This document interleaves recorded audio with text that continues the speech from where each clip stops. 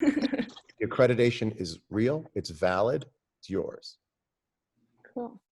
Okay, well, Thank you. so why don't we start with a couple questions, and then you guys can ask on some questions yourself. So John, will you just talk a little bit what high school was like for you? Well, I don't know that there's anybody on this call. There's probably people, because this will go out to everyone in the high school as well, the whole graduating class as well. Mm-hmm. I was not fully engaged in school, but I was fully engaged with music. And I'm so much more glad that I was engaged with something than I am remorseful that I wasn't engaged with school. And what I mean by that is, I always have this way of organizing what I wanted to do in my life. Even if I was in school and I didn't want to be there, I still thought of myself as someone who was developing a talent, who was working towards a goal. So even though I couldn't quite participate with the way school was, it wasn't that I didn't like it. It's that it didn't quite apply. So I'm not the best person to comment on the traditional high school experience, but maybe there is no traditional high school experience. Maybe all of you believe that the high school experience you had was somehow out of what was supposed to be had. Maybe that's the reality of it. But when I got out of high school, I immediately, okay, so I just had this thing that I did really well when I went home. And I would get school over with and I would go home and I would apply myself. So I sort of did go to school. I just went to school in my bedroom with my guitar, you know? And so if I were to turn that into something that was advice-y, you know, because now I just feel like I've told you how much of a loser I am. It's that I always was organized. And I think regardless of what you go on to do after high school, if you do it with a sense of personal organization, and what I mean by that is like putting your thoughts together, putting your goals in order, giving yourself a real sense of like self-government, then things will come so much easier to you, even as opposed to someone who goes to some great big awesome college but doesn't organize what it is that they're getting in that experience. And so I still feel like I had a very organized experience. It just wasn't like a school base. It was very extracurricular. So maybe that's my message to anybody out there who didn't have the greatest time in the world in high school, but still has an idea in their head. I might be an example of someone who doesn't have a bunch of paperwork to show for it after high school necessarily, but still put life into a certain kind of order where I did have to wake up at a certain time. And I did give myself the job of songwriter. And I did give myself the job of waking up at a certain time, setting aside time to write, setting aside time to practice the guitar. And so I think I sit here as someone who succeeded at that particular part of life, which I impress upon all of you to try to do no matter where it is you go, to organize yourself in a way and engineer a way of moving through the world that that puts you in the driver's seat of yourself. Well, I think you guys all have some kind of cool experiences planned for after graduation. Do you want to share what you guys are all planning to do, and we can talk a little bit about that? Okay. Yeah. I'm going to University of California, Santa Barbara next year, hoping to do pre-med. So I think it'll be really exciting. I'm excited to like move out of my comfort zone and go to a different state and have a totally different like climate and the ocean, which is really exciting for me. But I'm just really excited to like have the opportunities to allow myself to excel in like whatever way I want versus having like a structured, if that makes sense. Like I'm excited for this flip between high school and college. It's a great thing. Now, I assume at Park High, you've grown up at least through the 4 years of high school with the same people in your homeroom because of what last name? First initial of your last name? Yeah. That's the last time in life you'll ever find yourself in a world of people because of the first initial of your last name. And what ends up happening is that I remember, so I went to Berklee College of Music. I remember I'm actually not that much of a loser when I got out of high school. I went to Berklee College of Music, and I noticed for the first time, I was making relationships with people not based on how they knew me for 4 years. Like everything starts fresh, and you'll find that I remember people knocking on the dorm door and being like, "You want to go get pizza?" And I was like, "Me?" And you start creating connections with people, not because of the first letter of your last name. They don't know the time you threw up in history class 3 years ago. You start fresh with everybody, and you start to understand what your value is to other people, and you realize, oh my God, people want to hang out with me, and I get a completely fresh start, and that's super fun. Yeah, I think you end up being friends with people who you identify with more than just being stuck with the people that you're around. And one of the coolest things I found about going to college or just getting out of high school is that you find a lot of people that you can connect with on common interests. So that's great. What about Spencer? You're a musician. So, Yeah. What are your plans after graduation? I hope to go to Montana State University for music education. Great. Why hope to? Yeah, I'm really excited. Why hope to? Why do you say I hope to? Okay. Maybe that was the wrong choice of words. I am going to Montana State. There you go. We just had someone join us. Angel is here. So a lot of kids have a lot of responsibilities. Hi, Angel. I'm John. You know John, right? Yes. So we're just talking about plans after graduation. So Rini, do you want to share yours?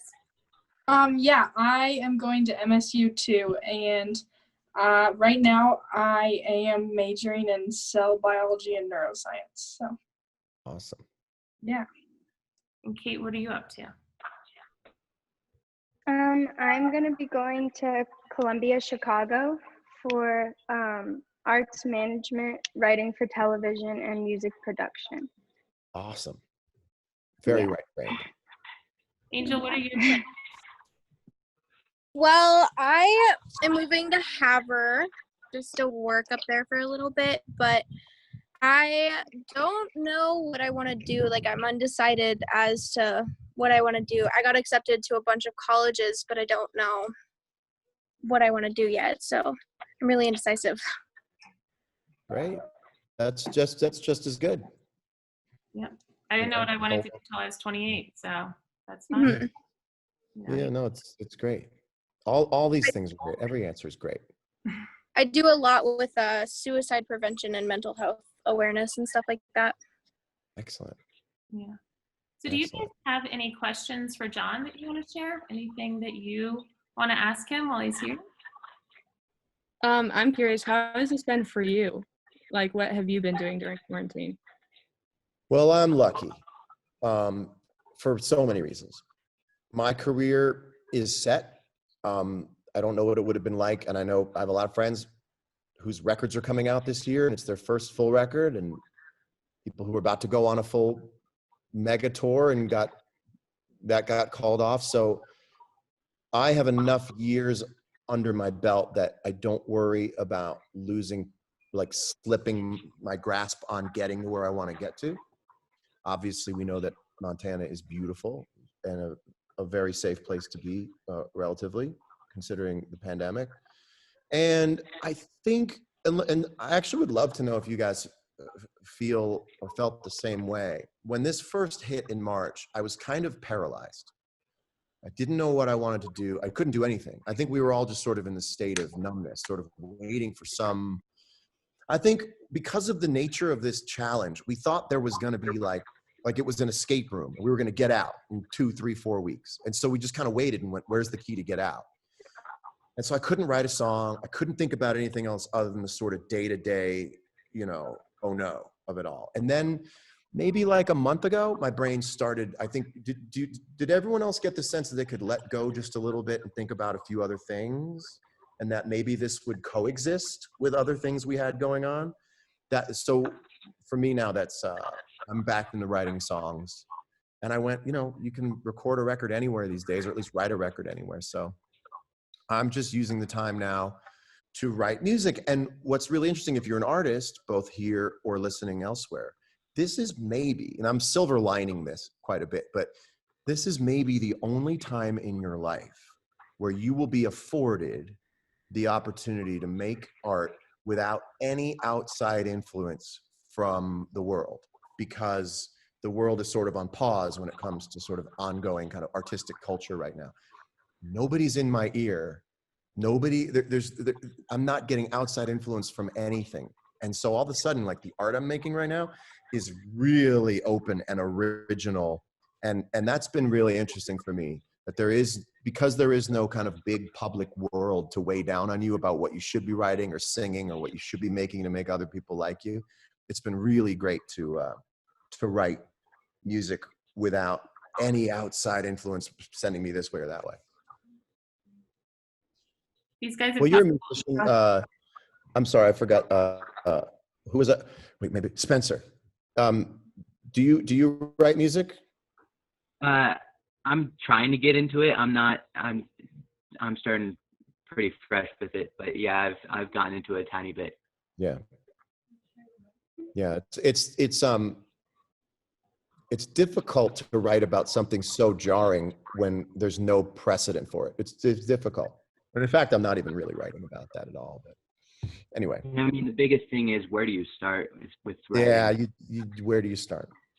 Mm-hmm. You know, I don't know that anybody wants to hear any of this and make it rhyme. Yeah, exactly. You know.